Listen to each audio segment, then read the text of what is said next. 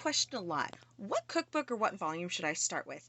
And that's a legit question because there's 27 to pick from. So here's my answer. You can really start with any volume, 1, 2, 3, 4, 5, all the way through 15, any of the Cooking with Joy's batch cooking holiday volumes, Simply Delicious 14-day meal plan 1 and 2, and then there's my whole food plant-based vegan volumes.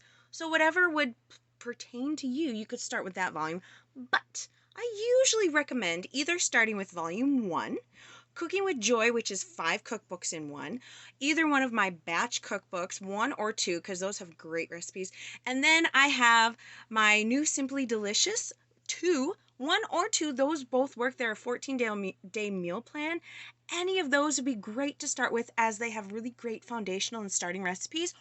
Or you can find a recipe index and food gallery for every one of my volumes to see what one would taste best for you, because everybody has different tastes and different likes that they have. So check it out on my website, weightlossrecipescookbook.com, and find what tastes best for you. Check it out. I got recipes on there, cookbooks, all the things you can look through, drool over a little bit, and see what fits you best.